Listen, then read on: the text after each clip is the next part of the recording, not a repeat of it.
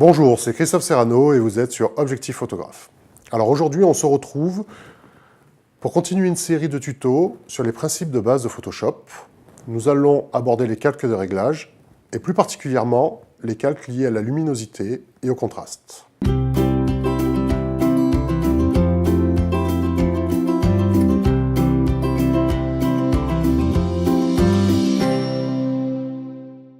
Alors, nous allons donc voir les calques de réglage liés à la luminosité et au contraste. Alors, ça va vous permettre, par exemple, sur une photo de paysage où vous auriez un ciel un peu plat, de redonner de la force et du contraste à votre ciel. Mais je vous propose de voir ça directement. Alors, nous voici ici sur Photoshop. Donc, un calque de réglage peut s'ouvrir de trois manières différentes. On peut aller dans le menu Calque, Nouveau calque de réglage, et chercher le calque que nous désirons. On peut aussi ouvrir une fenêtre, alors vous pouvez cliquer sur Fenêtre, Réglages, et ouvrir cette fenêtre qui vous permettra par des petits pictogrammes d'accéder directement au calque de réglage que vous désirez. Et la troisième possibilité, c'est en bas dans la fenêtre des calques, le petit bouton qui nous permet d'accéder aux différents calques de réglage. Nous allons donc commencer par la base, c'est contrôler les niveaux de notre image. Alors j'ouvre le calque de niveau en cliquant dessus. Nous retrouvons notre histogramme. À droite de l'histogramme se trouvent les tons clairs, à gauche les tons sombres, et donc au milieu les tons moyens. Grâce au petit curseur, nous allons pouvoir faire varier donc les tons clairs de l'image, les tons sombres, ou agir sur les tons moyens de l'image, et donc ainsi sur son contraste et sa luminosité. Si vous voulez contrôler, si vous perdez de l'information parce que vous iriez trop loin dans vos réglages, vous pouvez rester appuyé sur la touche Alt. Par exemple, sur les tons clairs, je reste appuyé sur la touche Alt, je touche le curseur et on voit apparaître les zones, on va dire, cramées ou qui sont, sur lesquelles on perd de l'information. De la même manière, je le fais sur les tons sombres et on voit apparaître les zones bouchées, c'est-à-dire les zones où on perd de l'information dans les ombres. Je vous propose d'aller plus loin avec l'outil niveau et de voir comment nous l'utilisons sur une photo de mode. Alors je change de photo, je réouvre mon outil niveau. Alors pour bien comprendre, dans le cas d'une image classique, si je veux couvrir toute la plage dynamique lumineuse d'une image, il faudrait que j'ai un pixel noir et un pixel blanc.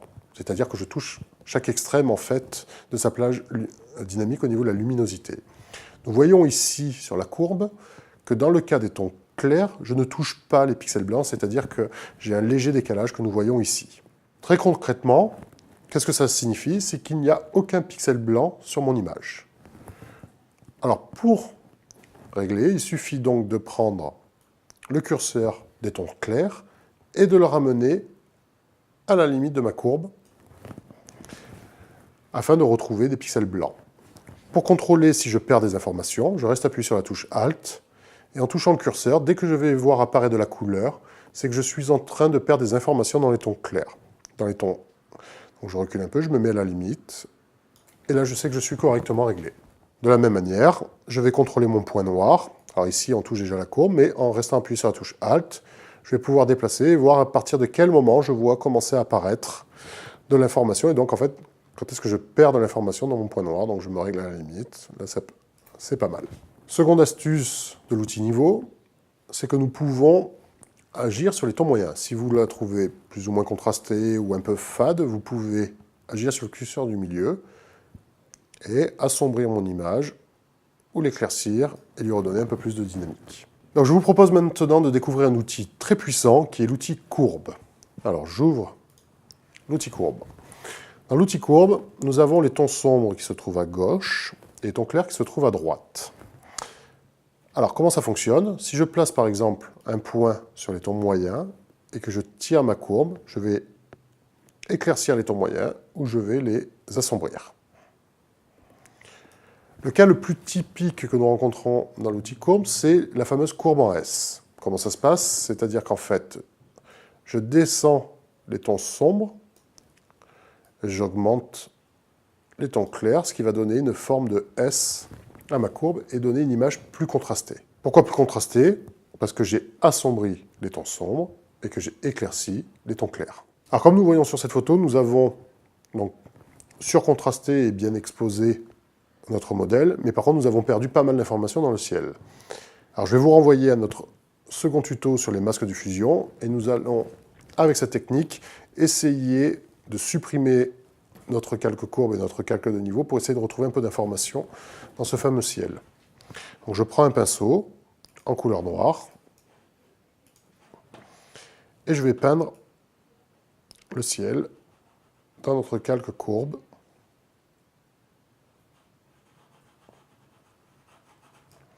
Alors on voit ici que ce n'est pas suffisant et que j'ai toujours pas assez d'informations. Donc je sélectionne.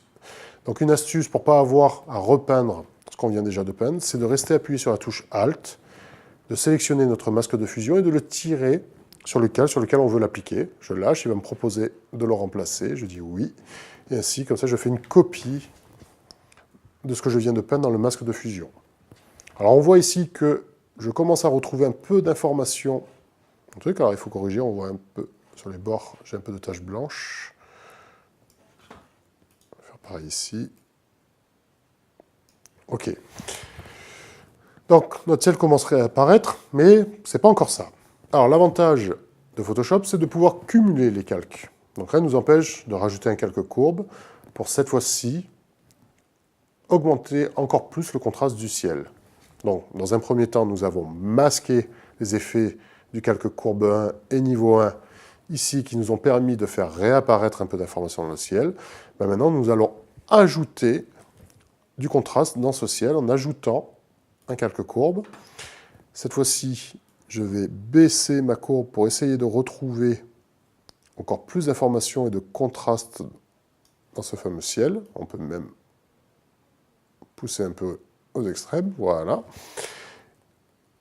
Et je vais donc peindre pour effacer l'effet sur mon modèle pour retrouver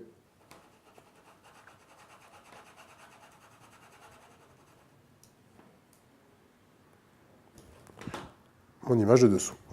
Dernière astuce assez intéressante de l'outil courbe et qui est très classique actuellement parce que c'est très à la mode, c'est de donner un effet un peu plus vintage, c'est-à-dire un espèce d'effet de voile sur l'image. Alors, j'ouvre de nouveau un calque de réglage courbe, et ici je vais attraper donc le point noir que je vais décaler afin qu'il n'y ait plus vraiment de point noir, mais qu'il y ait une espèce de gris sombre en fait sur l'image qui va donner cet effet de voile. Voyez, alors je l'accentue plus ou moins, et ça va donner cet aspect un peu vintage à une image.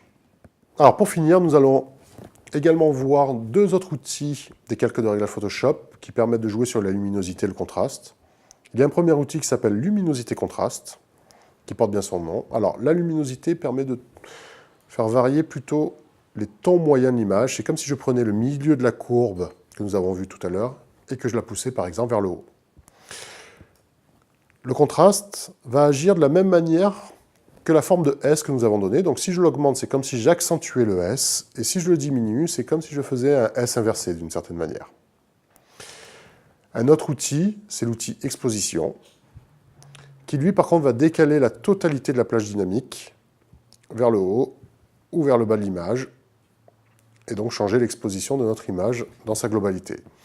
Alors ces outils sont une version simplifiée en fait, de ce que nous avons pu voir avec l'outil courbe, mais pour aller vite, ça peut être pratique, mais par contre, on va être beaucoup moins fin dans nos réglages, puisque l'outil courbe va nous permettre d'aller beaucoup plus loin et de pouvoir ajuster vraiment notre image à notre convenance. Nous avons donc terminé ce tuto qui avait pour but de vous faire découvrir les calques de réglage, et notamment ceux qui agissent sur la luminosité et le contraste. Alors, si vous avez aimé cette vidéo et que vous désirez nous suivre, je vous invite à vous abonner à notre chaîne YouTube. Vous avez également des vidéos bonus auxquelles vous aurez accès ici, et vous pouvez toujours cliquer sur la touche Info pour retrouver notre site Objectif Photographe et découvrir plus de tutoriels. À très bientôt. Bonjour, c'est... Bonjour, c'est Christophe... C'est con de rigoler comme ça, c'est débile. Je comprends mieux ce qu'ils font dans les trucs télé. Bonjour, c'est Christophe Serrano et vous... Voilà, le bonjour que j'ai sorti là. Ça y est, quand t'as le fou rire qui prend, c'est dur. Hein. Oh, attends, parce que mon ex-femme, on se fendait la gueule, je vais juste faire un truc, et après je redémarre. Voilà à quoi ressemble l'équipe de caméraman et de prise de son.